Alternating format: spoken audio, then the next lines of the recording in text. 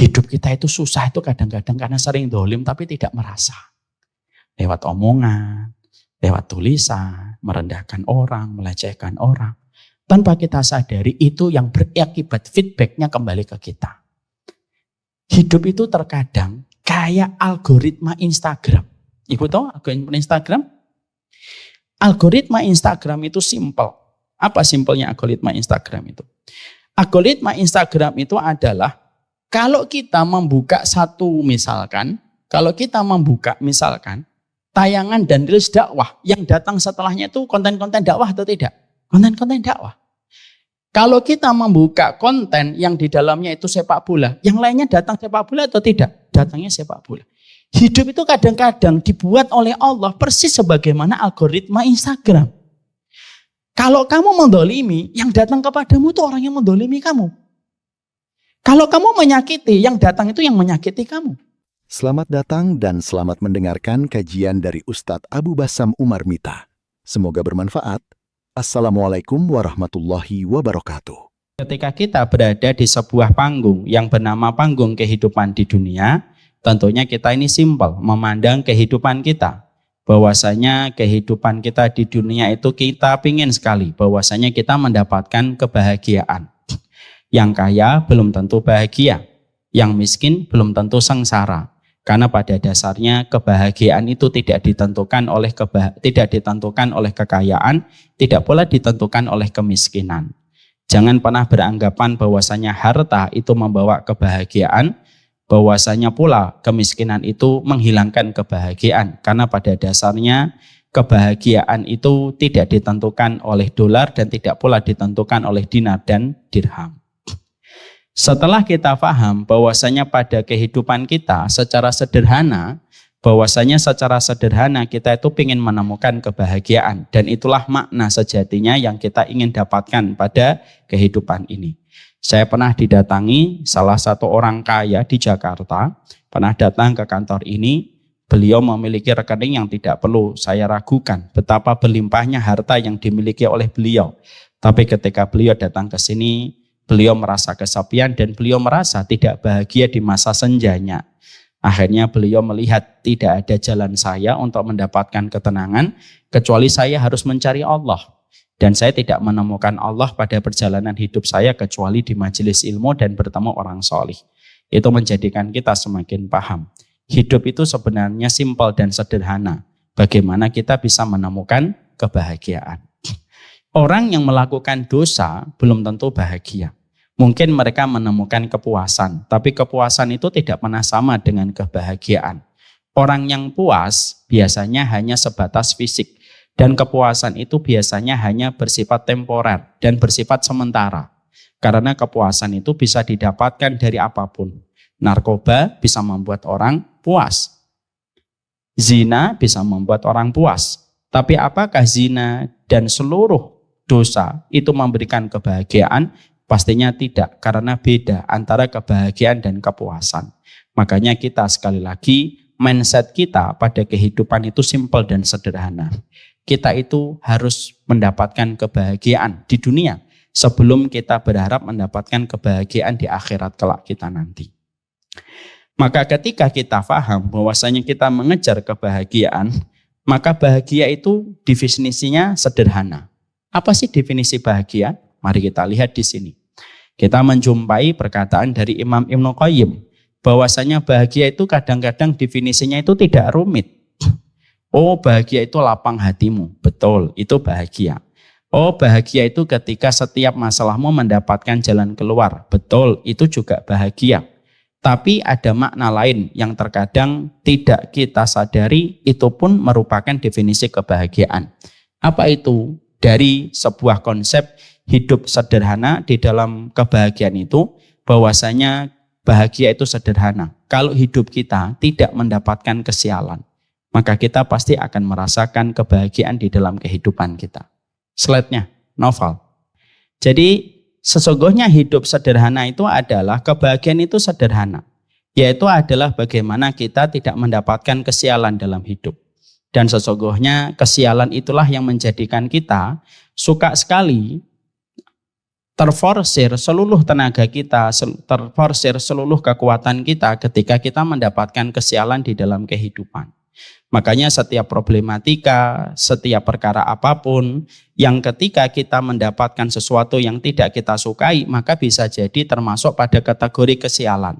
Dan biasanya kalau kita sering mendapatkan sial pada kehidupan, maka sesungguhnya itulah yang biasanya menghilangkan cepat kebahagiaan di dalam kehidupan kita. Kalau hidup kita itu terasa sial setiap waktu.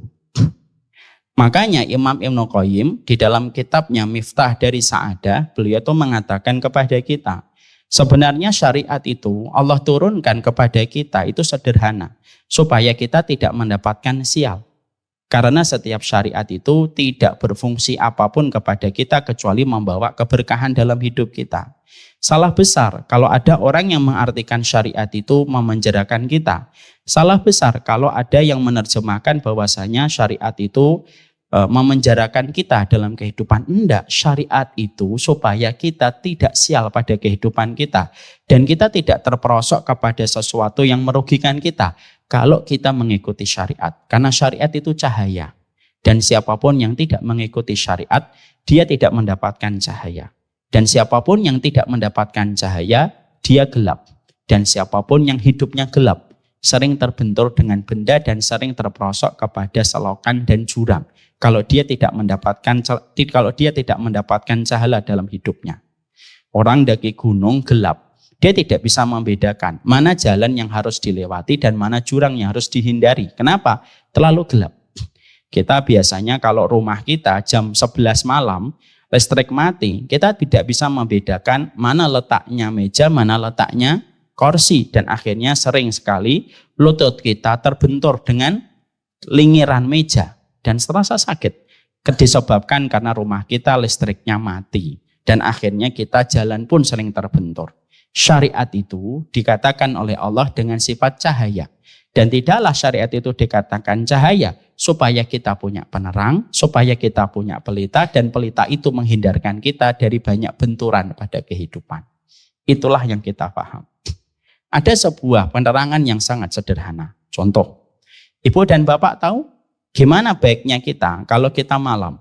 Kalau kita malam, secara syariat itu telah memberikan kondisi kepada kita dan keadaan. Kalau kita malam, habis Isya, maka lebih baik bagi kita itu tidurnya awal atau tidurnya terlalu malam? Awal. Rasulullah mengatakan, ini akrahul haditha ba'dal Isya. Saya itu tidak suka begadang, tidak suka ngobrol habis Isya. Ngobrolnya Nabi kalau habis Isya hanya kepada istri-istrinya. Tidak lebih daripada itu. Kecuali, kata Imam Ibnu Qayyim, biasanya kalau besok terjadi perang, biasanya barulah malamnya agak larut.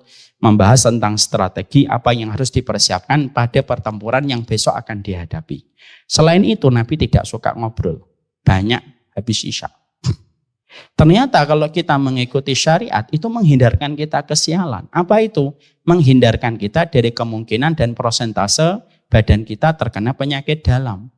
Karena ternyata para medis hari ini memberikan sebuah berita kepada kita dan informasi. Biasanya penyakit dalam serius yang diderita sebagian orang itu biasanya juga datang dari kebiasaan begadang dan tidur terlalu malam. Tidur jam 11, tidur jam 12, tidur jam 1. Itu berakibat buruk untuk ginjal, untuk liver, untuk paru-paru. Yang mana ternyata kalau kita ngikutin syariat, tidurnya habis Isya, lalu bangunnya jam 2, setengah 3 kita sudah segar, kita bisa beribadah. Pola hidup semacam itu jauh lebih sehat. Daripada kita tidur jam 11, jam 12 malam, subuhnya terlambat, habis subuh tidur kembali. Dan akhirnya kita paham, oh ternyata baru syariat tidur lebih pagi. Kalau kita ikuti, menghindarkan kita dari musibah-musibah dan kesialan dalam kehidupan. Jadi kalau ada manusia mendapatkan kesulitan dan mendapatkan kesialan, itu bukan karena Allah yang memberikan kesialan kepada kita untuk mendolimi kita. Enggak. Kadang-kadang kesialan dan kesulitan yang kita peroleh dalam kehidupan kita karena kita dan perbuatan kita yang akhirnya mendatangkan kesulitan yang hadir pada kehidupan kita dan bukan Allah yang menyulitkan kita. Pernah ada orang datang ke sini. Ketika datang ke sini, beliau bersama dengan istrinya. Lalu ternyata ada salah satu kasus yang terjadi pada keluarga itu. Kasusnya apa, Ustadz? Kasusnya adalah suami istri ini, suaminya ketahuan berzina, Ustadz Amir. Istrinya matanya bengkak itu, mungkin sudah nangis berhari-hari. Lalu sang suami dan sang istri saya beritahu pelan-pelan apa yang harusnya dikerjakan. Lalu istrinya karena masih sedih, saya suruh untuk keluar dulu ke sini, saya sama suaminya di situ. Suaminya setelah saya beritahu, suaminya sempat curhat. Ustadz, istri saya sekarang sulit diajak komunikasi. Nomor saya diblok. Hanya kemarin aja dia ngajak saya ke sini membuka WhatsApp saya. Tapi setelah itu diblok. Kita di mobil tidak bicara. Setiap saya ngomong dia nangis. Sudah begitu dia minta izin saya tidak boleh ketemu anak-anak saya. Dan hari ini saya harus keluar rumah dulu. Saya tidak bisa ketemu anak-anak saya. Anak saya ada 2. Lalu saya mencoba membalik pertanyaan itu dengan sebuah pertanyaan. Maaf ya Pak, sebelum Bapak ketahuan berzina, apakah ini Bapak dapatkan? Enggak Ustadz, istri saya orangnya, istrinya komunikatif, sering bicara, banyak ngobrol dengan saya ketemu anak setiap waktu. Lalu saya bilang, kesulitan yang Bapak sekarang rasakan, tidak bisa ngobrol dengan istri, tidak punya waktu bebas lagi berjumpa dengan anak. Itu Bapak dapatkan kapan? Semenjak Bapak ketahuan berzina. Disitulah kita paham. Bukan Allah yang membuat kita susah. Kita sendiri dan ulah kita yang membuat kita kesulitan dalam hidup. Ya atau tidak? Lah itulah yang menjadikan kita paham. Hidup itu sebenarnya simpel kok. Hidup itu adalah bagaimana kita tidak sial. Lah kesialan itu sebenarnya adalah ulah kita sendiri. Allah memang memberikan setiap ujian. Sini ya Sam. Allah memang memberikan kepada kita ujian, tapi ini anak saya nomor 5. Ini Mbak Sam. Ya, nomor 5. Nomor 5 kan kamu nak? 5 ya. Mbak Sam mana? Assalamualaikum. Assalamualaikum. Waalaikumsalam. Maka sesungguhnya kesialan itu, nggak boleh gitu nak. Kesialan itu sebenarnya disebabkan karena ulah kita sendiri. Makanya kita harus tahu apa saja perkara yang bisa membuat sial pada hidup kita. Karena apa? Bahagia itu sederhana kok. Kalau hidupnya Bapak dan Ibu dan saya dijauhkan dari kesialan hidup, maka sesungguhnya kita mudah bahagia. Sebelum kita membahas itu, kita harus paham dulu bahwasanya tidaklah setiap kesialan yang kita dapatkan itu kecuali karena perilaku dan perbuatan kita sendiri. Ini supaya kita tidak gampang menyalahkan Allah. Wah, kok hidup saya susah. Mana katanya Allah itu maha pemurah dan maha penyayang. Bukan Allah yang kehilangan maha pemurahnya. Kamu yang tidak sadar melakukan dosa. Dan dosa itu yang menyulitkan kita pada kehidupan kita.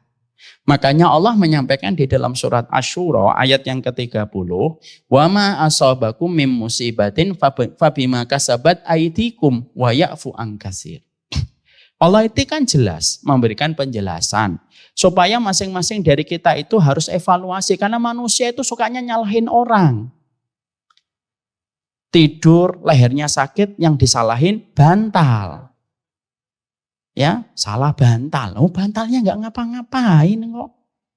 Ketika melakukan kesalahan yang disalahkan kambing. Kok saya jadikan kambing hitam? Kamu nggak kambing. Kenapa kamu kambing kamu seret-seret? Manusia itu pada dasarnya nggak mau disalahin. Susah disalahin. Makanya Allah menurunkan ayat ini yang dikatakan oleh Imam Qurtubi. Ayat ini diturunkan supaya meluruskan yang bengkok. Apa yang bengkok? Karakternya manusia itu suka tidak mau disalahin. Makanya Allah menyampaikan di sini sebagai sebuah penjelasan supaya husnudzon kita kepada Allah itu tidak hilang. Wa ma asabakum mim musibatin fabima kasabat aidikum. Tidaklah satu musibah yang menimpa kepada dirimu kecuali disebabkan karena perbuatan tanganmu sendiri. Ya, dan Allah memaafkan sebagian besar dari kesalahan itu pun sudah dimaafkan oleh Allah. Jadi di sini Imam Qurtubi menyampaikan, kalaulah setiap manusia dapat musibah dari setiap kesalahan, seumur hidup kita tidak akan lepas dari musibah. Masya Allah. Tapi Allah mempertegas sifatnya yang ghafur. Kalau kata para ulama, ghafarnya Allah itu di sini. Wa ya'fu an katsir. Allah sudah memaafkan. Yang dimaafkan ini tidak menjadi musibah untukmu. Tapi tidak semuanya. Kenapa tidak semuanya? Supaya kita bisa belajar dari kesalahan. Lah kalau setiap apa yang kita lakukan fabima kasabat aidikum tidak dikasih oleh Allah dan langsung dimaafkan oleh Allah, manusia tidak akan pernah belajar. Dan biasanya manusia itu cenderung gede kepalanya. Kalau setiap kesalahan dia tidak tahu kalau itu merupakan sebuah kesalahan. Jadi kalau bapak dan ibu ketika kita mendapatkan kesulitan itu pasti karena perbuatan kita sendiri. Dan itu pun sudah dimaafkan oleh sebagian besarnya sudah dimaafkan sama Allah. Karena sekali lagi kata Imam Qurtubi, kalau kamu meminta keadilan Allah tanpa ada ghafarnya Allah, kita itu tidak akan bisa lepas dari musibah. Kenapa? Hidup kita banyak sekali dosa. Dan kalau setiap dosa ada konsekuensinya, pasti ada konsekuensinya. Berarti seumur hidup kita hanya membayar kehidupan kita dengan setiap musibah karena pekatnya kita dengan dosa. Karena Allah itu bukan hanya adil, tapi Allah itu juga Ghaffar, makanya Allah maafkan. Jadi kalaupun kita pernah mendapatkan musibah, ada di antara ibu, bapak, pernah punya hutang lama membayarnya, pernah mendapatkan kesulitan apapun, itu sebenarnya karena perbuatan kita sendiri, dan itu pun sebenarnya jauh lebih sedikit dari seharusnya hukuman yang harusnya kita peroleh dan kita dapatkan. Masya Allah ya. Indah atau tidak indah ayat ini? Bu? Indah. Indah kan Ustaz? Indah betul. Saya baca ayat ini udah lama itu indah betul. Indahnya di mana? Ini loh di sini. Wa ya'fu an katsir. Ini yang paling indah ayatnya ini. Jadi Allah itu tidak hanya adil doang, tapi Allah itu penyayang. Kalau kita hanya memiliki Allah yang maha adil, babak belur kita kehidupan. Kenapa? Pasti kita itu akan membayar semuanya itu dosa-dosa kita dengan kesulitan demi kesulitan. Sekali lagi, Allah itu Ghaffar. Ghaffar itu apa sih? Sifat pemaafnya itu melebihi kesalahan kita. Kalau hanya memaafkan, maka biasanya memaafkan itu apa? Ya berdasarkan kesalahan. Tapi kalau Allah itu Ghaffar, pakai segah mubalaghah, artinya apa sih? Maaf yang Allah berikan kepada manusia itu jauh lebih besar dari kesalahan yang dilakukan manusia. Kalaulah Allah tidak punya sifat Ghaffar, tidak ada pelaku dosa yang masuk surga. Tapi kenapa ada pelaku dosa masuk surga? Karena Allah memiliki sifat Ghaffar. Ada nggak pelaku dosa yang masuk surga? Ada. Ma'is bin Malik, pezina, sudah punya istri, hidup pada zaman Rasul, Quran masih diturunkan, berzina. Tapi ketika dia dirajam, menyesali dosanya, Allah terima taubatnya dan Allah masukkan Ma'is bin Malik radhiyallahu anhu ke surga. Bahkan kata Rasulullah, kalaulah Ma'is diberikan izin memberikan syafaat, 70 penduduk Madinah akan mendapatkan syafaatnya dari Ma'is bin Malik. Kalau Allah tidak Ghaffar, nggak ada pelaku maksiat yang masuk surga, 100 pembunuh masuk surga. Kok enak? Tapi kenapa itu terjadi? Karena sifat ampunan Allah jauh lebih dahsyat daripada dosa yang dilakukan manusia. Makanya pintu surga itu ada berapa? Ada 8. 1 pintu sholat, pintu puasa, pintu sedekah, pintu jihad, pintu aiman, 70.000 orang yang masuk surga tanpa hisab. Ada pintu ridho, ada pintu taubat. Dan yang ke-8 pintu memaafkan. Yang nomor 7 pintu taubat. Untuk siapa pintu taubat itu? Yang jaraknya antara satu pintu dengan pintu berikutnya 40 tahun perjalanan. Pintu taubat itu untuk manusia. Pelaku dosa besar. Yang menyesali dosanya dan akhirnya berbuah rahmat dari Allah. Dan itulah yang menjadikan kita harus paham pada ayat ini. Jadi kalau kita dapat susah, susahnya itu jauh lebih sedikit dibandingkan kemudahan yang sudah kita peroleh dalam kehidupan. Makanya maaf ya, siapa orang yang paling keras ujiannya? Selain Nabi Muhammad SAW, Nabi Ayub. Keras sekali ujiannya. Tapi lihat Nabi Ayub ketika sakit pada usia 70 tahun, beliau itu baru menderita sakit. Sampai Imam Ibnu Katsir itu berkata, tatasaqat luhum Ayub. Sesungguhnya dagingnya itu sampai berjatuhan. Saking beratnya sakit yang diderita oleh Nabi Ayub. Nabi Ayub itu tuh puncak ujiannya. Bukan hanya sakit, anaknya meninggal semua. Coba ibu dan bapak bisa bayangkan, kita sering mendengar kisah.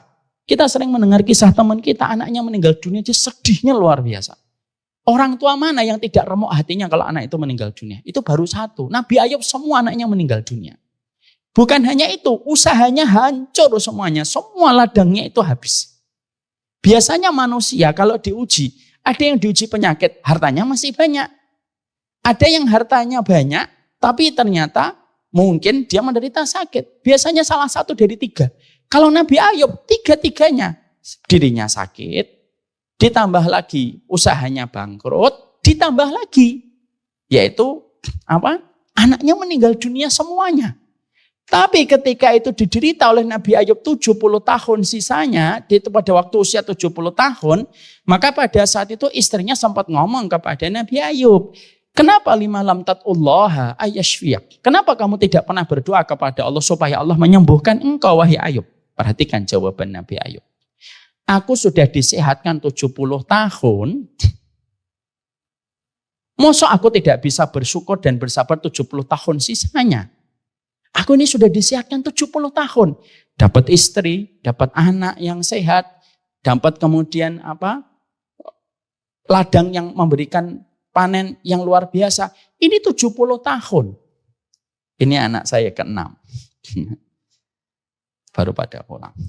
Sini nak, mau dikenalin? Enggak. Maka sesungguhnya disitulah kita akhirnya mendapatkan wa ya'fu an katsir. Allah itu apa? Allah itu memaafkan sebagian besar dari kesalahan kita yang ketika dimaafkan sama Allah, musibah ini tidak Allah turunkan. Tapi tidak semuanya. Paham sampai di sini? Lah itulah yang menjadikan kita pada kesempatan ini, kita ingin sedikit membahas. Lalu apa sih yang menjadikan kita sering mendapatkan musibah? Apa kesialan yang sebenarnya, apa hal-hal yang bisa menciptakan kesialan pada kehidupan kita? Karena hidup itu simpel. Kadang-kadang lebih baik kita hartanya pas-pasan, tapi kita tidak mendapatkan kesialan daripada kita mendapatkan harta yang banyak tapi terus terjadi kesialan yang ada pada kehidupan kita. Dan inilah yang menjadikan kita harus paham. Bagaimana kita bisa menghindari kesialan kalau kita tidak tahu apa yang menyebabkan kesialan dan musibah yang hadir pada kehidupan kita. Sampai di sini sepakat? Sampai di sini sepakat. Sekarang saya akan terangkan. Ada 5 perkara yang menyebabkan kesialan itu kadang-kadang datang pada kehidupan kita. Sebenarnya sih bukan 5, ada 20. Tapi kalau saya terangkan 20 ya sampai isya. Ya. Ibu dan bapak pulangnya terlalu malam. Saya terangkan 5 saja. Apa yang menyebabkan sial itu terjadi dan menimpa pada kehidupan kita? Yang pertama, kesyirikan. Oh, ini ayatnya salah ini nak. Kesyirikan. Maka sesungguhnya yang pertama yang kita harus mengerti dan harus kita pahami, yang menyebabkan kita mendapatkan banyak kesialan dalam kehidupan itu syirik. Sebelum saya terangkan panjang lebar, mari kita buka surat Al-Hajj ayat yang ke-31. Ini ayatnya salah.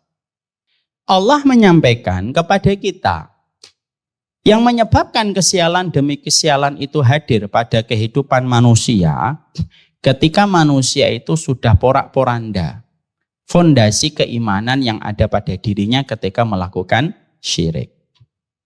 Syirik itu bukan menyembah sama batu. Nyembah sama batu itu bukan syirik, tapi contoh kesyirikan.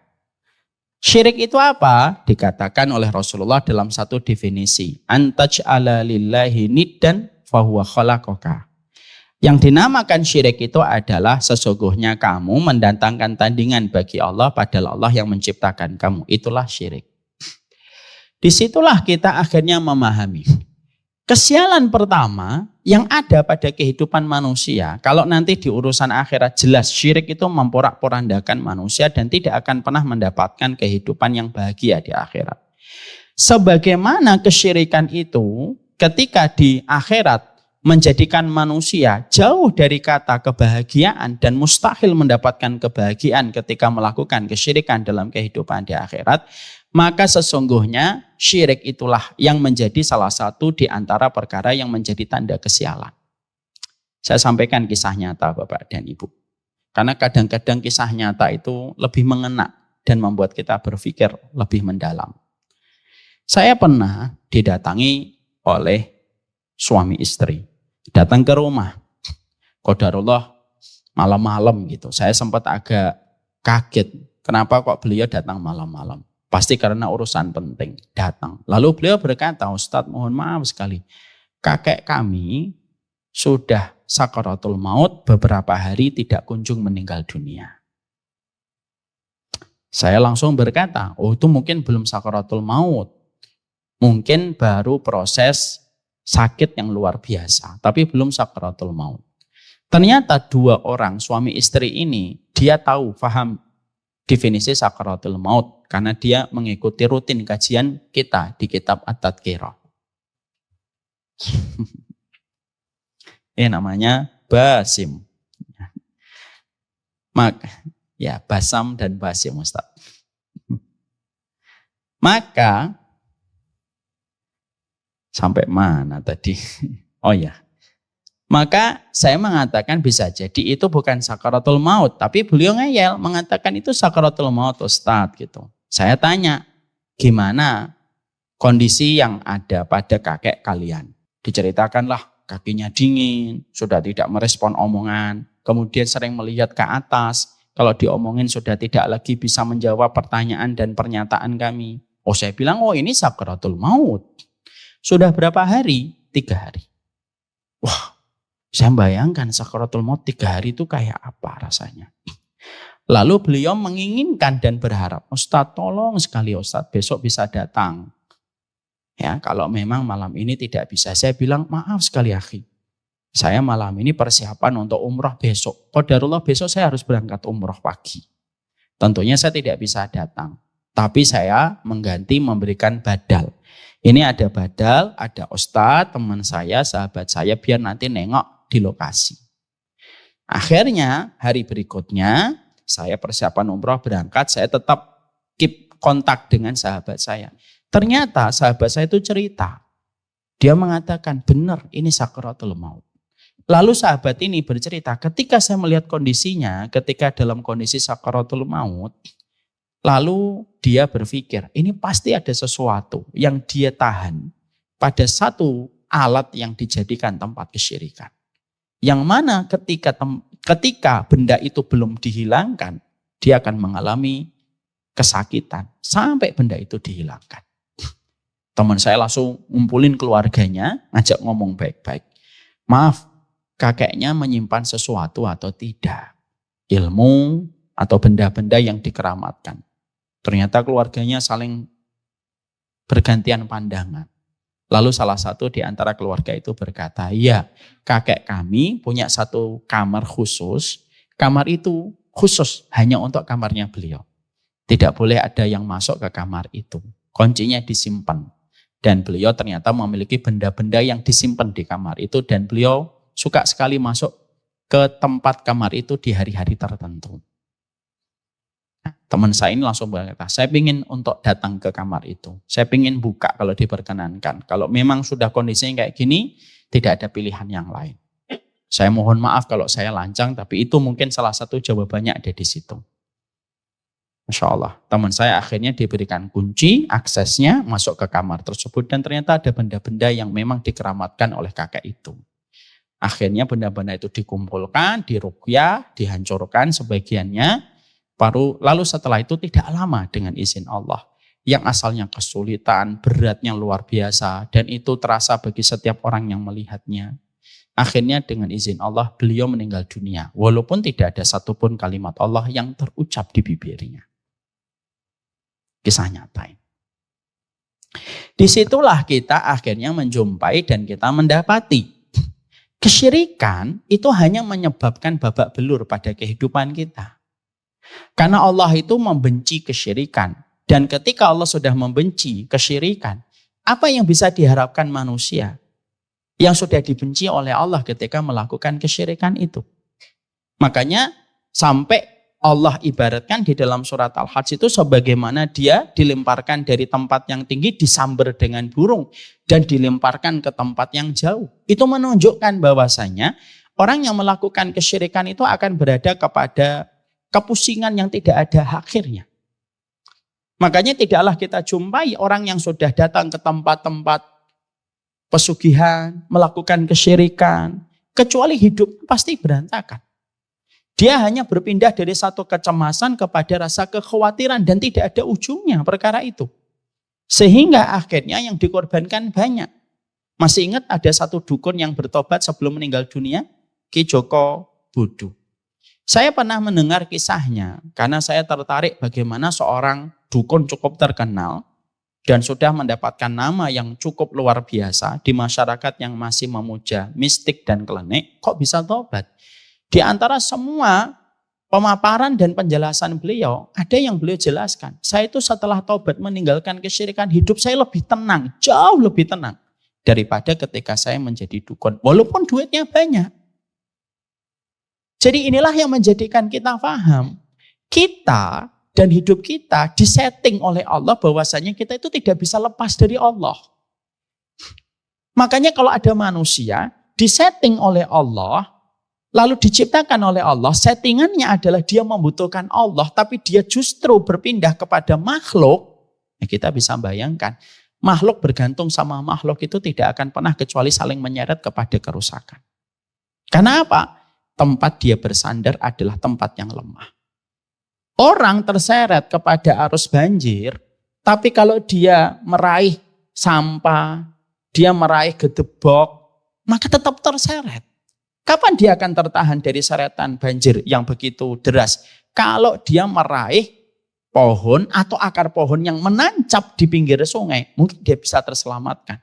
Tapi kalau dia hanya meraih benda, misalkan pakaian yang terseret, gedebok yang terseret, ya ikut terseret. Kenapa? Sesama makhluk yang terseret, sesama benda yang terseret. Itulah yang menjadikan kita paham. Kenapa kita senantiasa harus memahami betul. Kenapa kesyirikan itu harus betul-betul diingkari. Kita hidup pada culture masyarakat yang begitu luar biasa memuja klinik. Saya masih ingat Bapak dan Ibu, mungkin Bapak dan Ibu pernah ngerasain. Saya dulu tahun 90-an ada sebuah isu. Nggak tahu isu ini bisa menyebar. Isunya apa? Nyi Loro Kidul akan menyelenggarakan kawinan anaknya.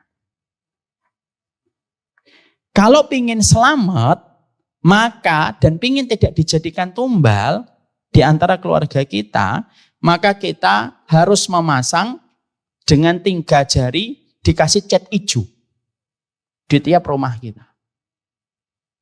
Dan Masya Allah itu masih banyak masyarakat karena mungkin tidak fahamnya dan awamnya mereka, itu setiap rumah di perumahan di kampung saya dulu itu memasang, mereka itu nganuin cat hijau itu.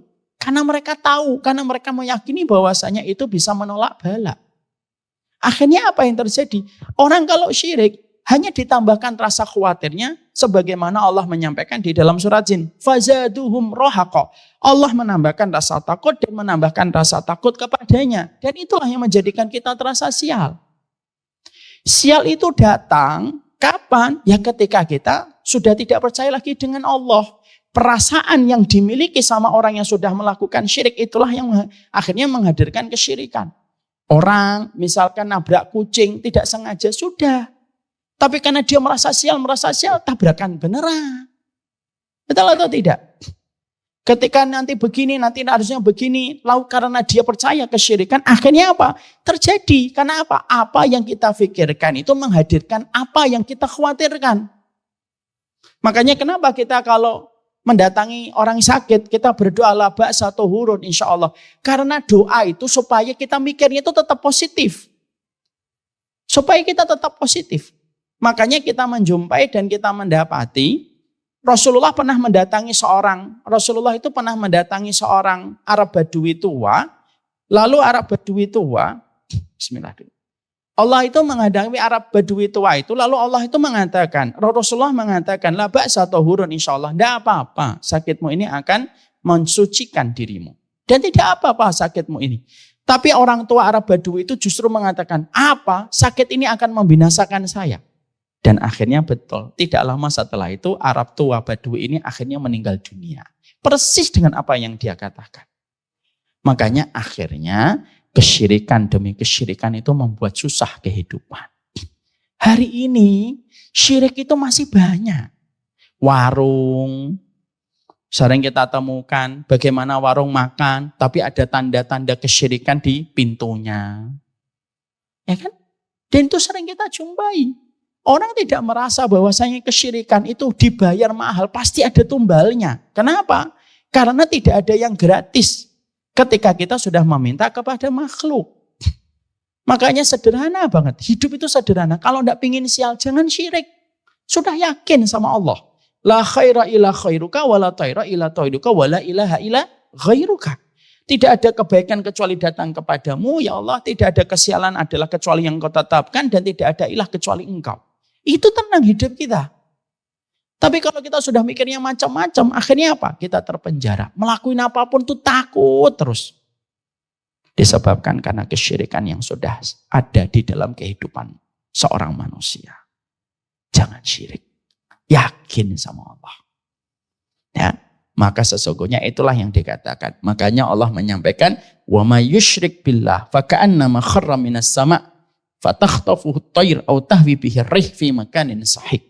Lihat perumpamaan dari Allah. Mari kita bedah sebentar. Perumpamaan dari Allah itu indah betul. Kamu kalau sudah bersekutu sama Allah, seakan-akan kamu jatuh dari langit. Jatuh dari langit, kalau kita tidak punya parasut itu kan bingung kita. Ketakutan, khawatir, kebingungan. Disambar sama burung atau diterbangkan angin ke tempat yang jauh. Akhirnya dia bingung tujuan hidupnya itu untuk apa.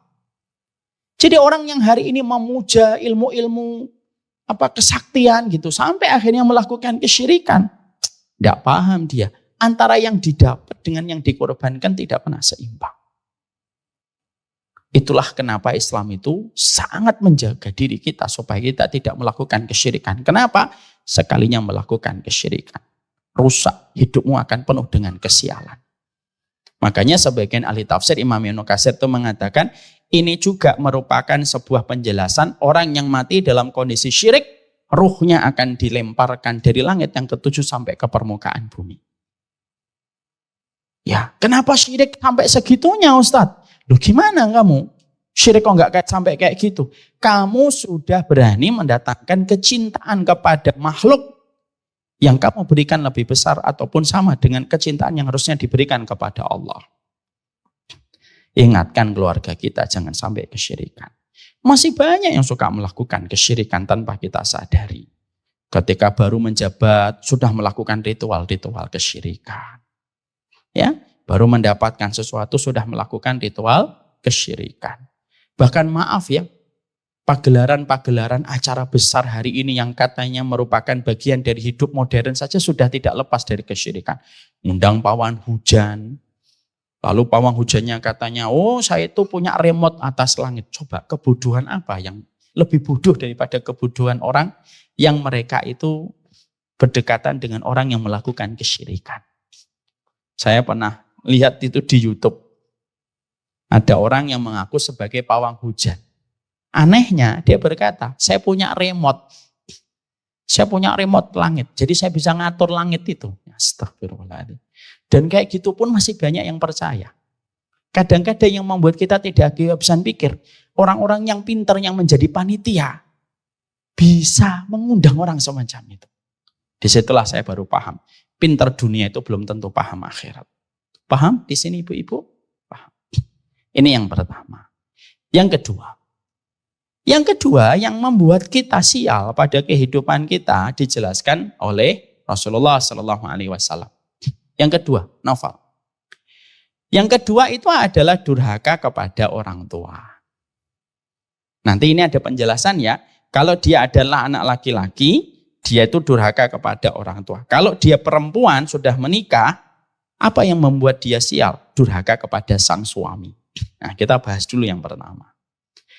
Maka kita mendapati di dalam satu riwayat Hakim, kullu dzunub yuakhirullahu minha ma syaa illal baghi wa qati'atar rahim.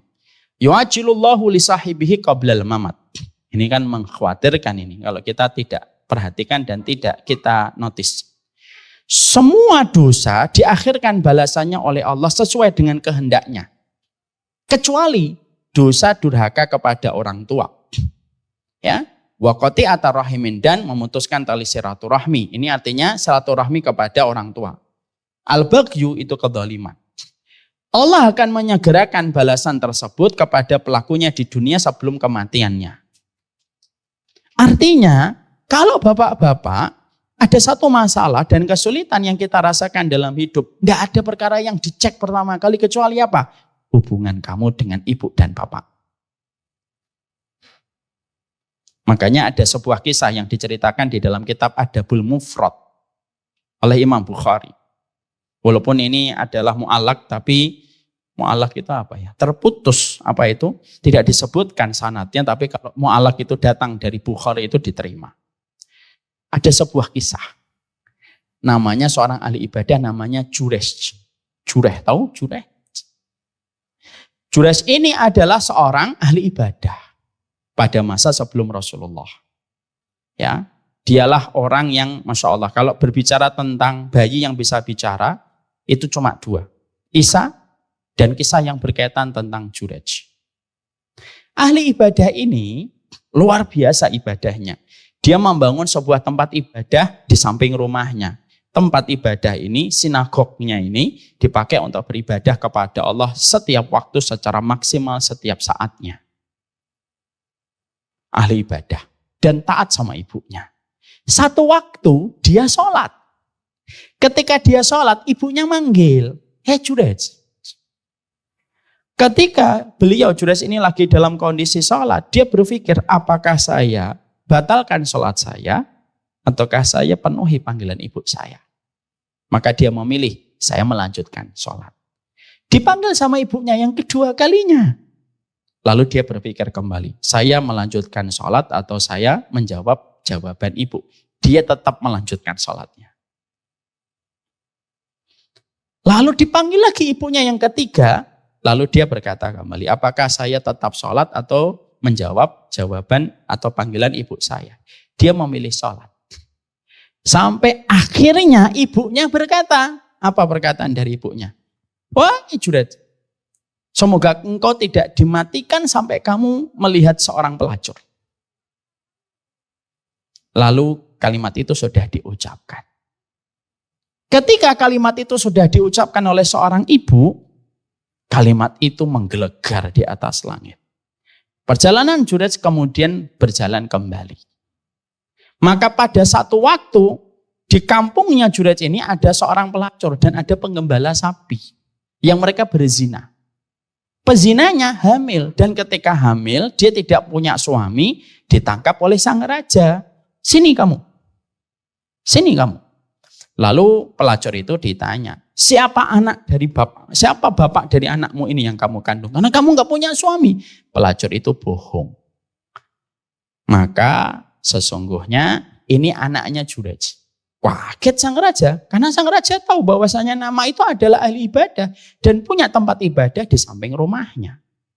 Langsung direspon oleh sang raja, hancurkan tempat ibadahnya, seret dia.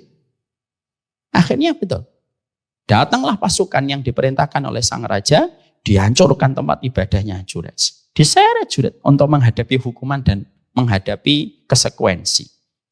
Ketika dihancurkan tempat ibadahnya, Jurayj kemudian jalan, dilewatkan ke tempat pelacur yang menuduh bahwasanya janin di dalam perutnya itu bapaknya adalah Jurayj.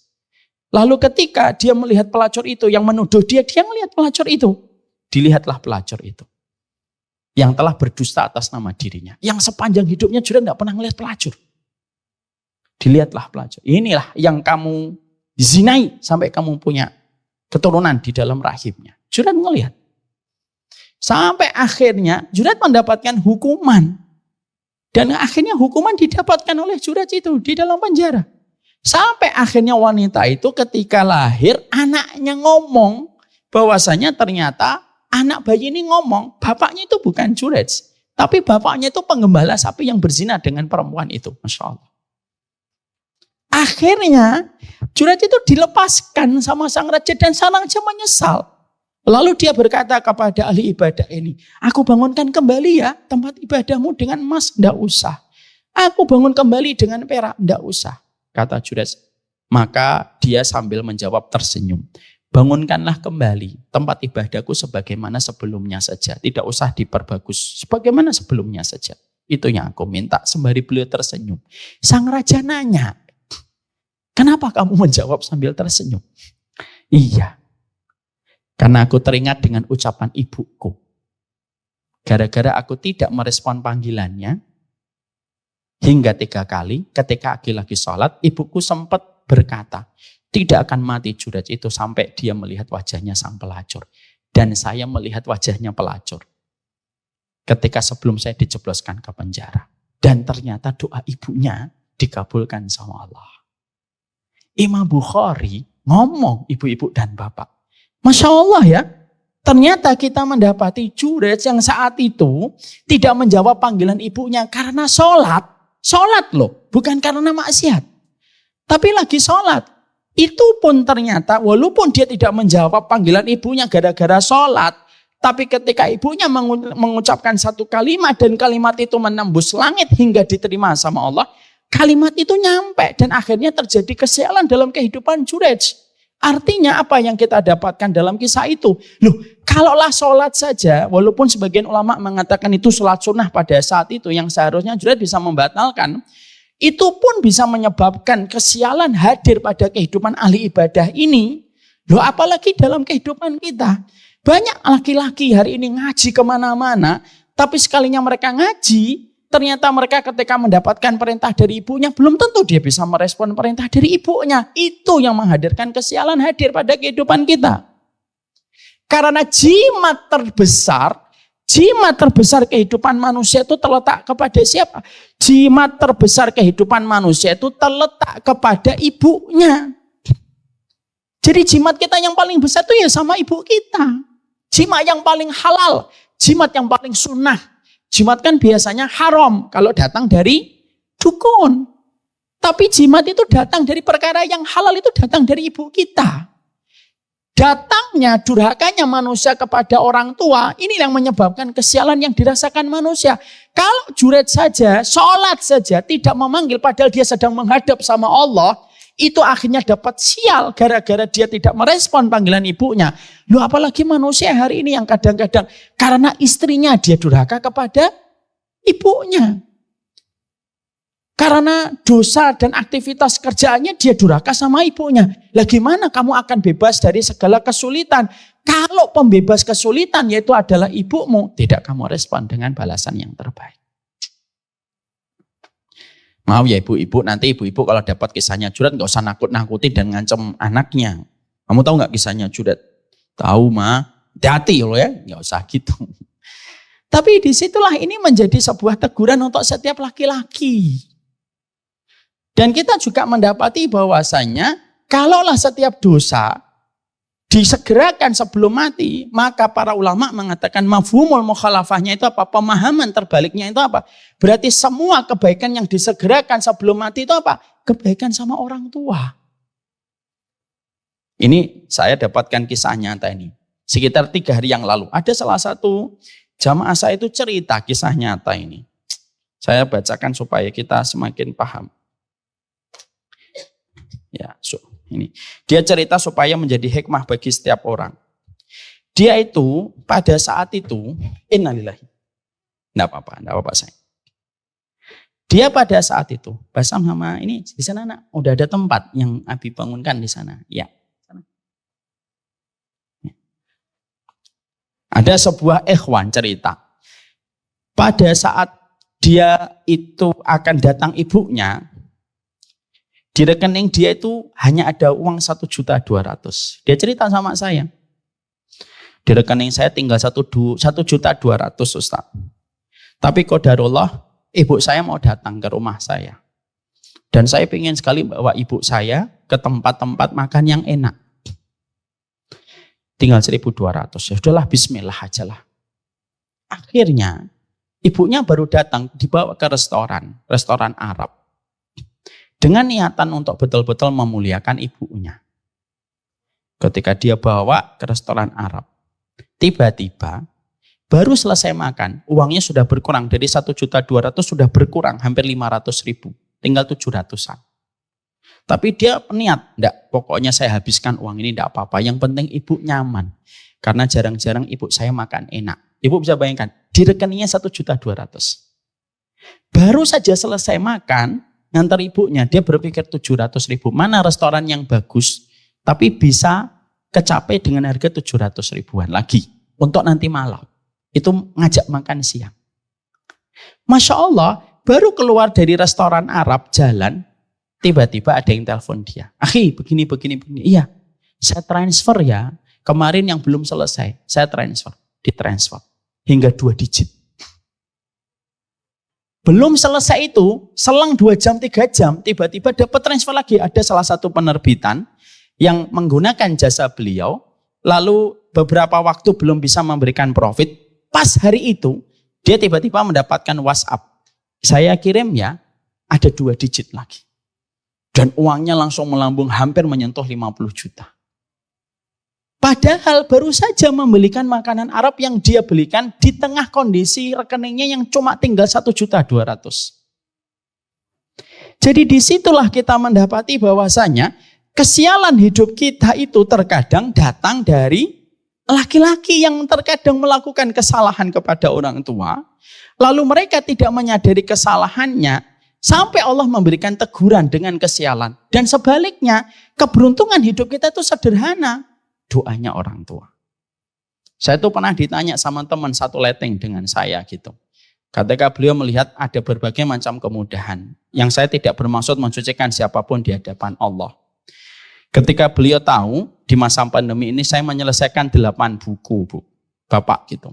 Dan tidak ada pujian kecuali kepada Allah. Teman saya itu nanya, kenapa antum dimudahkan mendapatkan pencapaian ini gitu. Saya bilang, bukan karena saya pintar, Ustaz. Saya yakin ini adalah doanya seorang ibu. Jadi disitulah kita paham. Jadi kalau ada seorang laki-laki kok kelilit utang, kelilit berbagai macam kesulitan, mungkin simpel kok. Dia mungkin melakukan durhaka sama orang tua. Yang menurut dia tidak durhaka, tapi menurut ibunya itu sudah membuat air mata ibunya itu jatuh. Makanya saya sedih kalau ada laki-laki ataupun perempuan ngaji kemana-mana, tapi justru ibu dan bapaknya itu merasa sedih. Itu saya khawatir. Kenapa? Kamu disibukkan dengan amalan kecil, tapi diluputkan dari amalan besar. Karena salah satu di antara strategi kesesatan setan itu apa? Disibukkan dengan amalan kecil tapi diluputkan dari amalan besar. Dan amalan paling besar itu apa? Amalan ketika kita berbakti sama ibu dan bapak kita. Saya sama anak-anak saya 8, itu selalu saya sampaikan, nak, berbuatlah yang terbaik sama ibumu. Bukan karena ibumu dan bapakmu ini haus dengan kebaikan kamu. Enggak, bapak dan ibu itu sudah ngelewatin proses kehidupan yang panjang. Tapi kalian harus berbuat yang terbaik sama ibu dan bapak. Karena keberkahan hidup kalian itu dimulai dari situ. Bukan karena kepintaran. Bukan karena orang dalam. Tapi disebabkan karena itu berbuat baik sama ibu kalian. Maka Masya Allah. Itu yang selalu saya sampaikan. Makanya maaf ya. Saya tidak pernah membiarkan anak saya membentak ibunya. Kalau dia masih membentak saya kadang-kadang tidak boleh gitu sama Abi. Tapi kalau anak saya bentak ibunya, marah semarah-marahnya. Dan anak saya tahu. Makanya kalau saya di rumah tidak ada yang berani bentak ibunya. Karena saya lebih marah besar. Kenapa? Kenapa saya marah besar? Kalau anak saya bentak ibunya, saya tidak bisa mengharapkan kebaikan apa yang akan diperoleh anak yang sudah terbiasa membentak ibunya waktu kecil. Makanya bapak-bapak, suami ini, kalau bapak dibentak sama anak, tidak apa-apa, sabar. Tapi kalau anak bapak bentak istri bapak, jangan diem. Jangan malah, memang benar ibumu itu kadang-kadang harus dibentak. Ini piye loh? Bapak ini piye? Semangkal-mangkalnya kita seorang suami itu jangan biarkan anak itu bentak ibunya. Ya setepat nak kamu bentak anak, karena bapak tidak bisa, sudah kamu aja yang bentak anak. Tidak bisa kayak gitu. Karena pada dasarnya di situlah kita paham. Sialnya itu di sini. Lah kalau perempuan sialnya itu kapan? Kalau sudah tidak taat sama suami, pasti dapat sial. Ibu-ibu pernah nggak dapatkan kisah gitu? Ibu-ibu punya pilihan, saya pengen begini ya, Pak E, gitu. Suami kita ngomong, jangan, udahlah. Akhirnya kita nekat melakukan itu. Akhirnya kita dapat berbagai macam kesulitan. Sering nggak kita kayak gitu? Jujur aja. Sering nggak? Sering. Kenapa? Karena karena ketaatan seorang istri kepada suaminya itulah yang menyebabkan keberkahan. Kalau ibu-ibu terasa susah, dilihat, oh mungkin saya itu kurang maksimal untuk menjemput ridhonya seorang suami. Kalau ibu, apa yang ibu lakukan sudah dapat ridho dari suaminya, ibaratnya 8 pintu surga saja memanggil namanya ibu, apalagi urusan dunia.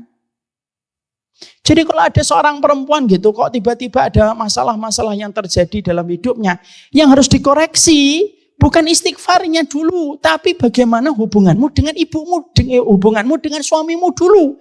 Walaupun kadang-kadang kita sadar, suami saya itu jengkelin, tetap walaupun dia jengkelin, dia itu tetap adalah pintu keridhaan, dan keridhaan seorang suami itu berbalas dengan 8 pintu surga.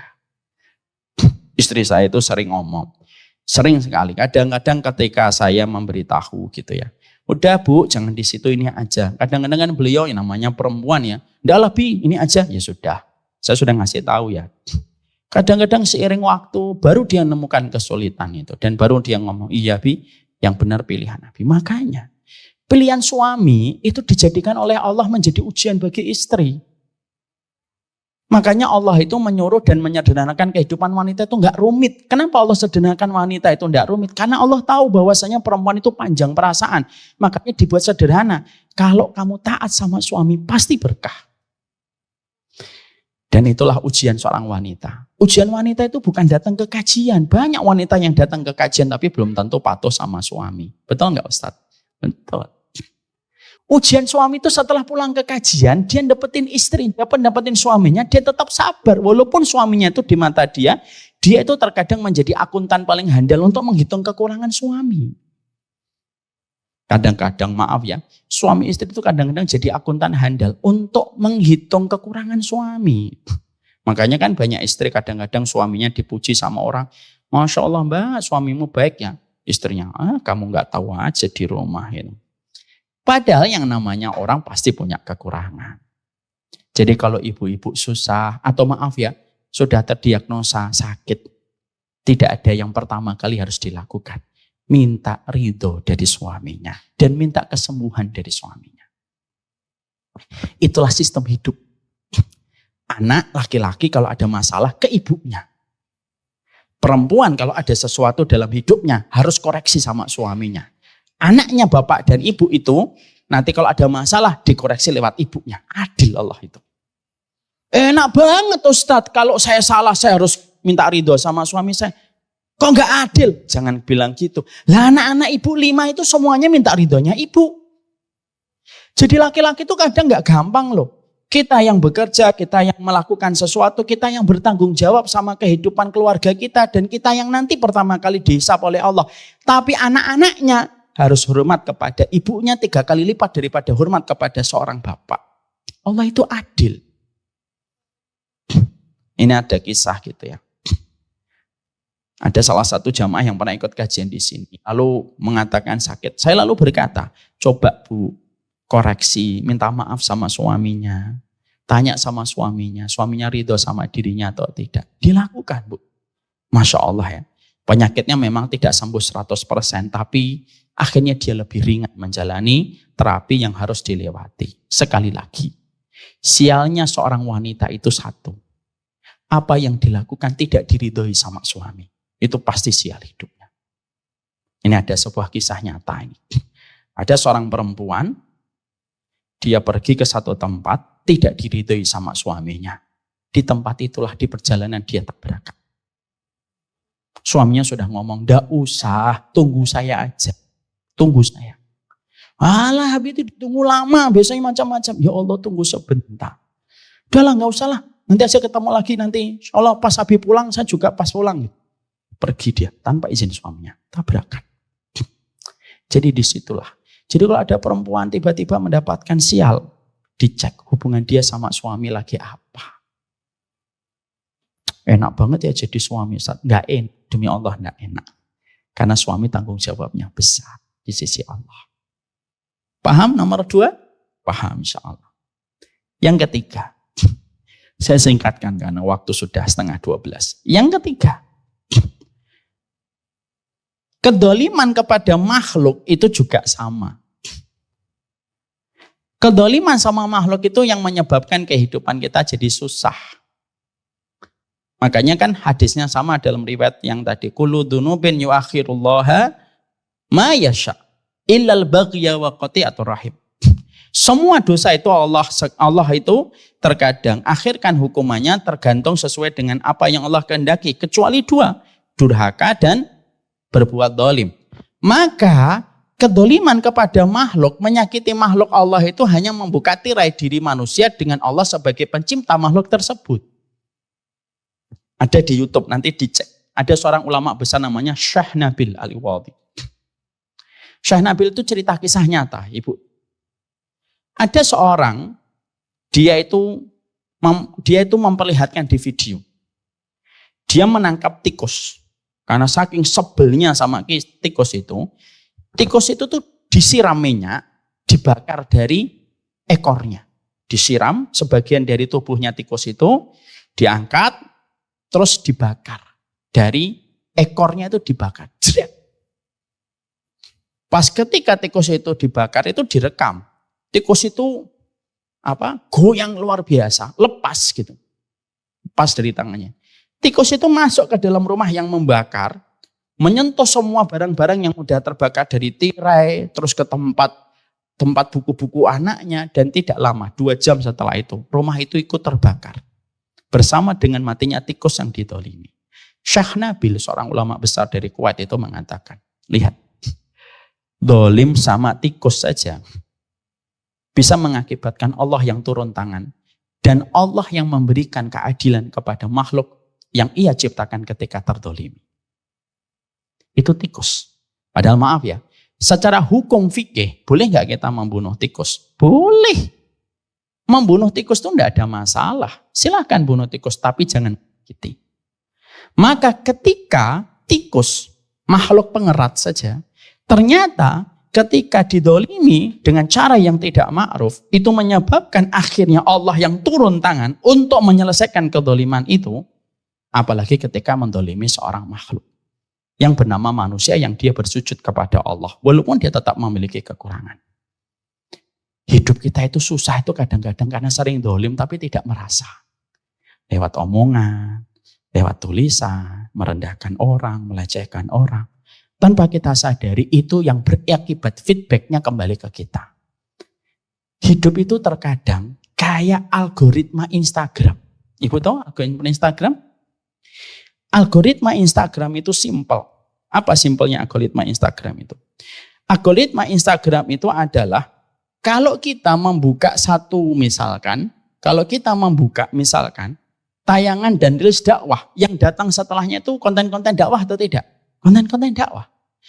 Kalau kita membuka konten yang di dalamnya itu sepak bola, yang lainnya datang sepak bola atau tidak? Datangnya sepak bola. Hidup itu kadang-kadang dibuat oleh Allah persis sebagaimana algoritma Instagram. Kalau kamu mendolimi, yang datang kepadamu itu orang yang mendolimi kamu.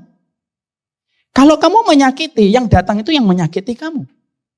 Karena begitulah kehidupan itu berjalan. Makanya Allah menyampaikan di dalam surat Al-Isra, fa'in ahsantum li'ang fusikum. Kalau kamu berbuat baik itu ya sebenarnya buat kamu sendiri. Sebagaimana kalau kamu berbuat dosa, ya berbuat dosa itu untuk kamu sendiri. Makanya yang membuat sial kehidupan kita yang ketiga itu apa? Dolim sama makhluk itu pasti membuat kita sial dalam hidup. Kalau kita tidak ingin susah dalam kehidupan kita, jangan dolim. Jangan dolim. Karena kedoliman itu yang akan berbalik kepada kita. Dan kedoliman itu menghadapkan kita kepada Allah ketika Allah itu paling benci kedoliman. Makanya dalam hadis qudsi Allah itu menyampaikan gimana? Ini haramtu dzulma ala nafsi wa ja'altuhu muharraman bainakum. Loh, aku tuh haramkan kedoliman dan aku tidak memperkenankan kedoliman di antara kalian. Fala tadzalamu, janganlah kalian saling mendolimi. Syekh Nabil itu punya bahasa yang bagus. Kalau tikus saja didolimi, Allah yang turun tangan untuk memberikan keadilan bagi tikus itu, apalagi manusia. Hidup itu simpel. Kalau salah minta maaf. Kalau berkata jangan menyakiti. Kalau bertindak jangan merugikan. Simpel itu saja sebenarnya. Ibu dan Bapak tahu ada seorang ulama namanya Muhammad bin Sirin. Pasti Ustaz tahu, Ustaz Amir. Muhammad bin Sirin ini ketika umur 60 tahun, dia punya utang tidak bisa bayar. Dijebloskan ke penjara. Ketika di penjara jeruji besinya, dia tuh berpikir gitu. Kok bisa ya, saya ini nggak bisa bayar utang, dijebloskan ke penjara. Lalu sebagai ulama salaf, dia itu muhasabah. Dia nggak nyalahin orang, dia menyalahkan dirinya sendiri. Apa dosa saya sampai saya dijebloskan ke tempat ini? Berpikir memorinya terbang ke puluhan tahun yang lalu. Enggak, cuma 1 bulan. Enggak 1 tahun, puluhan tahun yang lalu. Lalu ingatlah Muhammad bin Sirin. Ketika di usia 20-an tahun, dia pernah bertemu dengan orang yang terlilit utang. Lalu dia pernah memanggil dengan panggilan yang dianggap biasa. Ya gharim. Atau yang gharim. Orang yang punya banyak utang. Ucapan itu membuat orang yang terlilit utang itu memandang dia dan sedih dengan ucapan itu. Lalu dia tidak merasa, udah ucapan kan memang benar dia banyak utang. Ucapan itu sudah dia keluarkan. Dan ternyata ucapan itu naik ke langit. Dan sampai menunggu beberapa puluh purnama turun kembali ucapan itu memberikan ujian yang sama dengan beliau. Dan akhirnya beliau dijebloskan ke penjara ketika terlilit utang tidak bisa membayar. Apa yang kita jumpai? Kita, sialnya hidup kita itu bukan karena Allah yang membuat sial. Apa profitnya bagi Allah membuat hidup kita sial? Yang membuat hidup kamu sial itu adalah ketika kamu suka dolim sama orang, membuat kamu kedoliman itu yang akan membuat kesialan dalam kehidupan kita. Makanya Rasulullah memberikan contoh yang luar biasa. Nabi itu orang yang paling sering meminta maaf. Kalau beliau merasa ada hak-haknya manusia yang dikurangi sama beliau. Karena ini yang membuat kita susah. Dan inilah yang menjadikan kita mengatakan tadi dalam surat Al-Isra. Fa'in ahsantum li anfusikum. Kalau kamu berbuat baik, kamu pasti berbuat baik untuk diri kamu sendiri. Ini saya pernah contohkan. Saya ngerasain sendiri. Ini istri saya jadi saksinya. Saya pernah mau masuk tol di daerah Pancoran. Itu kan masuk tol itu kan kalau dari Pancoran, dari arah Jakarta, kalau kita mau masuk ke pintu tol, itu kan harus antri dari belakang. Antri kita dari belakang itu gitu. Sampai akhirnya naik tol, sampai naik flyover, turun biasanya langsung masuk tol. Sebelah kiri biasanya tuh orang kalau menuju ke arah Pancoran. Pas kita lagi antri dari bawah sampai flyover, sudah sampai turun, tiba-tiba ada mobil dengan begitu santainya mau masuk ke sebelah kanan. Motong dia. Saat itu saya dan istri saya berkata, kita kasih nggak Bi? Saya ngomong, kewajibannya kata Rasulullah apa? Ngasih udzur. Mungkin beliau tidak sadar kalau masuk tolnya lewat sini. Lebih baik kita husnudon daripada kita salah memvonis. Cobalah kita kasih. Coba kita kasih. Akhirnya apa? Saya biarkan dia masuk. Dia memberikan tanda terima kasih dengan klaksonnya. Din gitu. Saya jawab din. Masuklah dia ke tol. Saya lalu ngomong sama istri saya, lihat apa yang kita lakukan, coba kita terapkan dengan surat Al-Isra. Fa'in ahsantum li anfusikum. Kalau kamu berbuat baik, pasti kamu sedang berbuat baik kepada diri kamu sendiri. Sudah. 1, 2, 3 hari, 4 hari, 5 hari, sampai seminggu lebih. Saya jalan-jalan ke daerah Pik, Pantai Indah Kapuk. Saya masuk tol ke daerah Tanjung Priok karena saya jarang banget datang ke sana. Saya tuh tidak tahu kalau saya tuh harus belok ke tol. Saya ngerasanya lewat kanan itu bisa. Ternyata istri saya ngomong, itu harus ke kiri. Waduh, harusnya antri dari sono. Ya, dan motornya itu panjang sekali. Saya mencoba untuk ngasih sen sebelah kiri. Masya Allah. Saya ketika sen sebelah kiri, mobil yang di sebelah saya itu berhenti, terus ngasih tanda untuk masuk. Saya masuk. Saya ngasih tanda terima kasih dan dia jawab tanda terima kasih.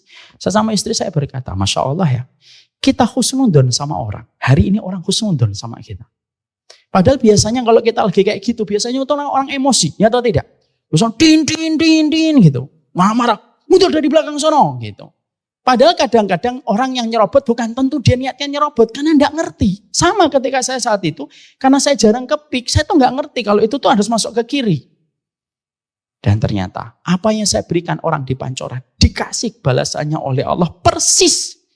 Dan orang itu tidak marah ketika saya masuk. Itulah yang terjadi. Saya pernah juga kejadian. Ini wala uzaki nafsi alallahi. Saya tidak bermaksud mensucikan siapapun di hadapan Allah. Tapi saya pernah masuk ke raudhah. Ada orang lagi sholat. Lalu saya berusaha untuk menjaga khusyuknya beliau dalam sholat. Karena beliau lagi sujud yang terakhir. Lalu orang itu desek-desek saya. Lah saya itu berniat untuk tidak melanggar orang lagi sujud. Walaupun terkadang itu susah banget kalau di Masjid Nabawi terutama di raudhah. Raudhah kan karpetnya dulu hijau. Kayak gini. Lalu saya tahan, saya selesaikan dia sholat. Setelah dia sholat, biasanya kan orang biasa langsung pergi. Enggak, dia langsung menarik tangan saya, disuruh saya sholat, dia langsung berdiri, menggantikan posisi saya sampai saya sholat. Bahkan karena saya orangnya nggak enakan, saya itu orang Jawa, orangnya nggak enakan. Saya salam gitu, saya karena lihat dia berdiri, saya langsung berdiri supaya jangan terlalu lama dia menjagain saya. Saya langsung diomongin, Allah, doa dulu. Didudukkan lagi sama itu. Orang Mesir kan gede-gede badannya. Didudukkan saya, doa dulu. Saya tungguin. Saya berdoa itu sampai 10 menit. Dia yang jagain kayak gini. Artinya kebaikan kita itu akan kembali kepada kebaikan kita. Yang membuat sial karena kita suka dolimin orang. Lah akhirnya Allah hadirkan orang yang dolimi kita. Karena algoritma kehidupan itu sesimpel itu. Kamu dolim, yang hadir adalah orang yang mendolimi. Kalau kamu baik, yang hadir kepadamu itu orang yang baik. Maka kesialan itu datang yang ketiga. Yaitu kedoliman kepada makhluknya Allah. Paham di sini nomor 4? Nomor 3. Nomor 4. Memakan riba. Ini merupakan penyebab kesialan kita dalam hidup. Makanya Allah menyampaikan, fa'il lam taf'alu fa'danu biharbim minallah wa rasulih wa in tubtum falakum ru'usu amwalikum la tadlimuna wa la tutlamun. Kita nanti kalau buka tafsir, di sini ada kata-kata ini. Fa'danu biharbim minallah wa rasulihi. Kalau kamu terus makan riba, berarti kamu sedang berhadapan dengan Allah dan Rasul. Maaf ya. Kita berperang sama manusia masih ada kemungkinan menang. Kayak Gaza melawan Israel. Secara teori menang Israel. Secara praktek data di lapangan menang Gaza, menang Palestina. Itulah kemungkinan itu selalu masih ada.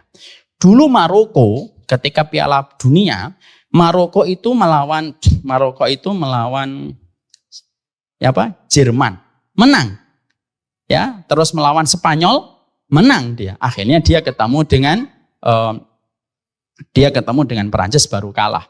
Lalu ketemu dengan Kroasia kalah. Dia nomor 4 kalau tidak salah. Artinya kalau kita berperang sesama manusia itu masih ada kemungkinan menang. Tapi fa'danu biharbi minallahi wa rasulih. Berperang melawan Allah dan Rasul itu tidak mungkin menang. Makanya akhirnya saya singkatkan saja. Kalau masih makan riba, itu yang membuat susah hidup. Saya terangkan ya kisah nyata lagi. Karena dengan kisah nyata itu kita lebih terasa. Ibu dan bapak, saya punya teman. Seorang ustadz, kepala sekolah di pondok pesantren daerah Jawa Barat, dekat Bandung. Dia punya anak. Dia itu punya santri. Santrinya tuh nakal sekali, ustadz. Sudah nakal, kan dihukum ustadz kalau di pondok. Digundul berkali-kali. Sampai ketika rambutnya belum tumbuh, ngelanggar lagi, gundul lagi. Kan kita tahu ya, kalau digundul di pondok itu bukan tren. Tapi memang itu hukuman. Saking banyaknya pelanggaran itu, sampai akhirnya itu rambutnya tidak pernah tumbuh. Ya karena saking banyak pelanggaran. Sampai akhirnya gurunya di kesantrian sepakat. Ini sudah tidak bisa ditolerir, harus dikeluarkan dari pondok. Harus dikeluarkan dari pondok. Oke lah, kesantren ini sepakat, rapat, dibuatlah itu surat, diajukan ke kepala sekolah mudirnya. Dalam bahasa pondok itu mudir namanya, mudirul ma'had. Mudirul ma'had kemudian mendapati rekomendasi bahwasanya santri fulan ini harus dipecat dan harus dikeluarkan. Karena sudah melampaui batas. Mudirnya ini orang baik. Dia pengen datang baik-baik, dikeluarkan pun baik-baik. Akhirnya apa? Dia telepon, ternyata rumah orang tuanya nggak jauh. Ternyata di Bandung, akhirnya ditemuin. Pak, saya mau ketemu cerita tentang anak Bapak. Oh silahkan Ustaz. Ketemu. Ketika ketemu disampaikan, Pak, saya mau menceritakan tentang anak Bapak. Kami sepakat bahwasanya anak ini mau dikeluarkan karena ustadz-ustadz di pondok sudah lepas tangan, angkat tangan untuk mendidik anak Bapak. Bapaknya itu sedih. Sedihnya luar biasa. Ketika dalam kondisi sedih yang luar biasa, bapak itu tuh merajuk. Gimana ya caranya Ustadz supaya anak saya tetap diterima di pondok. Saya tuh pingin banget anak saya itu selamat, anak saya itu lebih pandai dan lebih soleh daripada saya. Teman saya yang mudir pondok ini tiba-tiba terfikir sesuatu. Bentar Pak, iseng-iseng saya mau tanya. Bapak itu kerjanya apa? Karena dia lupa bawa data dan lupa ngecek pada waktu di administrasi pondok. Ternyata jawabannya, bapaknya kerja yang bersentuhan dengan riba. Maka mudir mu'ahad ini, karena orang soleh itu kan biasanya punya basiroh dia. Punya, ya Ustadz ya, cara ngelihatnya itu jauh gitu. Mau Ustadz ini berkata, oh bapak kerja di situ. Iya, gini aja Pak, saya tawarkan win-win solution. Saya tawarkan jalan tengah. Jalan tengahnya apa Ustadz? Begini. Kalau Bapak masih mau anaknya di pondok, saya coba ngomong lagi kepada ustadz-ustadz muda di kesantrian. Tapi dengan satu syarat, dan syaratnya berat. Apa? Bapak resign dari pekerjaan. Cari pekerjaan yang lebih bersih dan lebih halal. Ini kalau Bapak masih berkenan dan mau. Insya Allah ya. Ternyata Bapak itu lalu berkata, Insya Allah Ustaz. Bapak ini ternyata sangat sayang betul sama anaknya. Bismillah, saya terima tantangan Ustaz. Saya keluar dari tempat pekerjaan saya urus bulan ini. Tapi tolong jangan keluarkan anak saya. Oke, kalau Bapak mau, mereka selamat. Bapak keluar ya, cari pekerjaan yang halal. Insya Allah Ustaz. Akhirnya keluar, tukeran telepon untuk kontak-kontakan. 1 bulan bapaknya resign dan akhirnya kerja bisnis merintis pelan-pelan. Dan Masya Allah, ini Allah ceritakan kisah nyata. Sahabat saya itu cerita, Ustadz tahu ya, saya ngelihat langsung. Seiring bapaknya memperbaiki rezekinya, seiring itu pula anaknya sudah bisa diajak komunikasi. Diperbaiki, terus bapaknya memperbaiki. Walaupun asal awal-awalnya itu rezekinya jauh dibandingkan waktu bekerja secara resmi di sebuah instansi. Dan seiring dengan waktu anaknya berubah. Dan sahabat saya bercerita, antum tahu nasibnya anak itu yang kami akan keluarkan hari ini sudah hafal 30 juz dan menjadi ustadz muda di pondok kita. Dan itu terjadi kapan Ustadz? Setelah bapaknya meninggalkan muamalah dan interaksi riba. Mudir ma'hadnya masih hidup sampai hari ini di Bandung. Betul. Hidup terasa sial itu ketika kita masih kena peletnya dan masih kena percikannya riba. Gimana kita tidak sial? Wong di sini kata-katanya jelas kok. Fa'danu biharbi minallah wa rasulih. Enggak ada kata dosa yang didapatkan di dalam Al-Quran. Yang mendapatkan keterangan senyata ini, segamblang ini kecuali dosa riba. Fa'danu biharbi minallahi wa rasulih. Susah itu kapan? Ketika manusia itu mereka mengikuti gaya hidup dengan menggunakan riba. Hati-hati. Yang rugi bukan siapapun, tapi kita dan hidup kita di hadapan Allah. Itu yang keempat ini masih panjang, tapi saya enggak. Yang kelima, yaitu adalah tidak menasihati dalam kebenaran. Artinya, kalau kita dalam kehidupan tidak amar ma'ruf nahi mungkar, pasti satu persatu kesialan itu kita peroleh dalam kehidupan.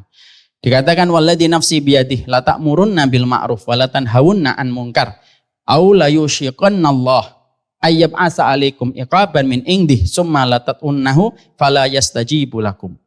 Demi zat yang jiwaku berada di tangannya, hendaknya kalian betul-betul melaksanakan amar nahi mungkar, atau kalian jika tidak melaksanakan itu maka sungguh Allah akan mengirimkan kepada kalian siksa darinya.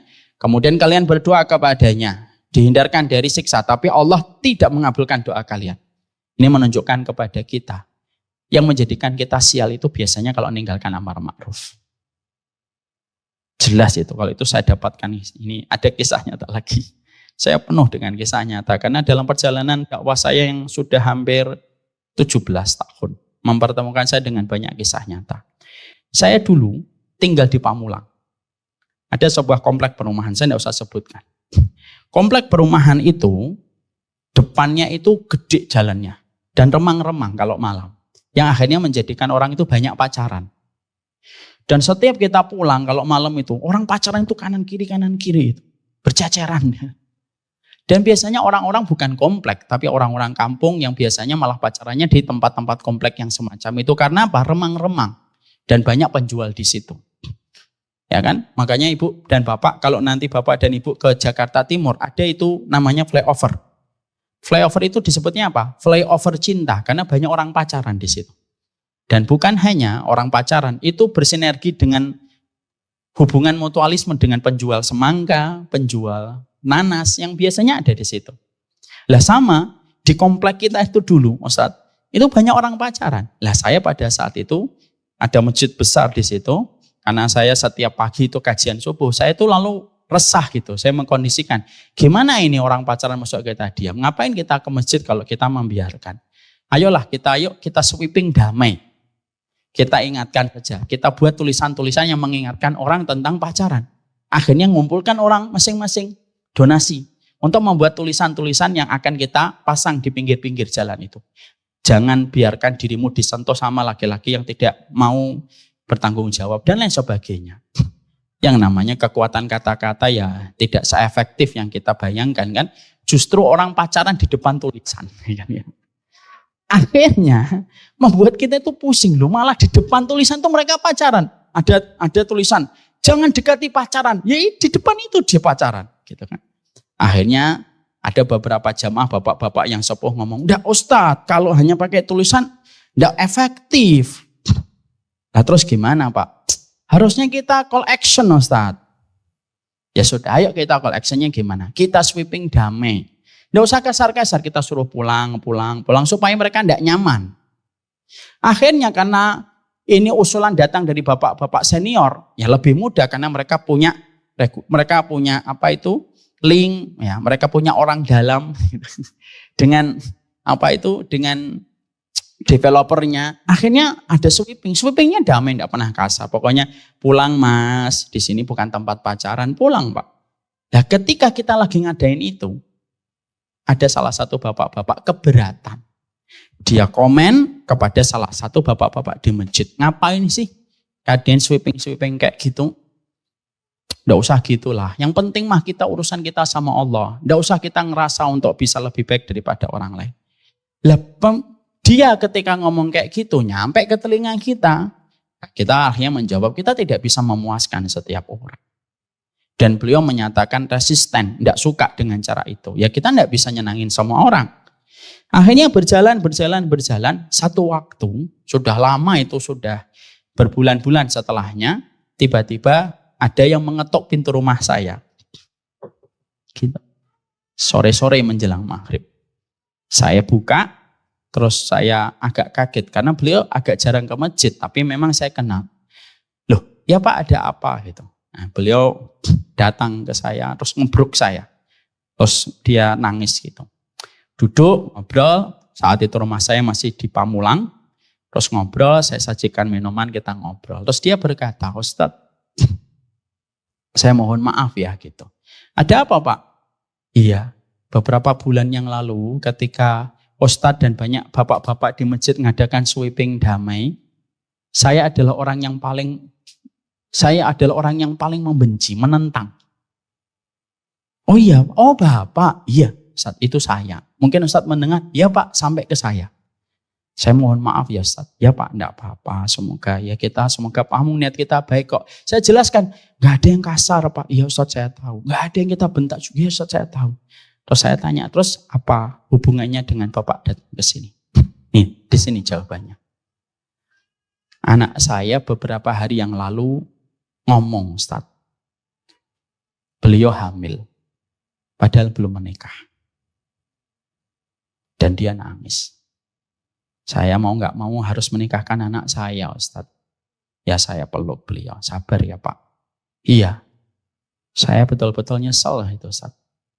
Mungkin ini jawaban dari Allah ketika saya mendapati orang ingin berbuat baik, tapi justru saya nggak membantu, tapi justru malah saya menentang dan membenci. Dan itu terjadi sama anak saya. Anaknya hamil sebelum menikah. Apa sih yang kita dapatkan di sini? Kesulitan itu kalau kita terus membiarkan dosa terjadi di sekitar kita. Akhirnya apa? Dosa itu nyampe ke kita. Allah itu tidak mungkin membuat kita sulit kalau kita tahu cara pola di dalam kita menjalani kehidupan. Dan salah satu pola kita dalam kehidupan itu apa? Kalau ada yang salah, ingatkan dengan baik. Setidaknya menghindarkan kita dari musibah-musibah besar yang bisa menimpa kepada kita dan keluarga kita. Paham di sini ibu-ibu semuanya? Jadi disinilah kita akhirnya paham. Hidup bahagia itu sederhana. Apa itu? Kalau kita tidak mendapatkan banyak kesialan. Sial itu hadir pada kehidupan kita. Bukan karena Allah yang membuat sial. Kita sendiri dengan perbuatan kita. Apa 5 perkara yang membuat kita sial pada kehidupan? Syirik. Setelah itu apa? Durhaka sama orang tua ataupun tidak taat kepada suami. Yang ketiga, kedzaliman. Yang keempat, riba. Yang kelima, meninggalkan saling menasihati di dalam kebenaran. Jadi sekali lagi ya, Allah tidak pernah membuat sial. Kita sendiri yang membuat sial pada kehidupan. Mari kita renungkan ayat yang tadi mukadimah. Naufal, ayat yang pertama tadi nak. Kita menutup kajian kesempatan hari ini bersama dengan komunitas Majelis Fikih Muslimah.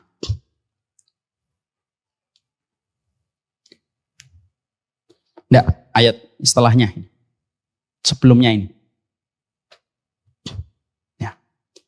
Wa ma asabakum min musibatin fabima kasabat aydikum. Apapun yang kamu dapatkan dari musibah, kesialan itu karena tanganmu sendiri. Tapi ingat, wa ya'fu an katsir. Allah sudah memaafkan yang banyak, tapi tetap ada yang tetap harus mendapatkan musibah untuk menghargai kita supaya kita mengevaluasi diri. Ingat ya, kalau Allah tidak menyatakan wa ya'fu an katsir, kalau dosa pasti sial. Kita seumur hidup pasti sial karena banyaknya dosa kita. Allah sudah memaafkan yang banyak, tapi tetap Allah sisakan ada dosa-dosa yang Allah harus turunkan kesialan dalam hidup kita. Kenapa? Fabima kasabat aidikum. Ya karena ulah kamu sendiri. Jadi bukan Allah yang membuat sulit kehidupan kita. Kita sendiri yang membuat sulit kehidupan kita. Dengan apa yang kita perbuat. Simple, sederhana. Hidup bahagia itu apa Ustaz? Simple. Dihindarkan kamu dari kesialan hidup. Semoga kita paham. Banyaknya kesialan hidup ini disebabkan ulah kita. Sebenarnya masih ada sekitar 15 kesialan hidup. Tidak usah lah, kita terangkan. Masih banyak lagi lah. Tapi adzan berkumandang. Dan majelis ilmu itu jangan terlalu panjang. Nanti banyak setannya hadir yang membuat kita tidak lagi khusyuk mendengar. Makanya dikatakan idza talal majlis fakana lisyaitan nasibuh. Kalau majelis ilmu terlalu panjang, setannya terlalu banyak. Maka sebelum setannya datang, supaya setannya pas mau datang kita selesaikan dia, aduh udah selesai gitu. Supaya dia sedih, kita cukupkan kajian kita.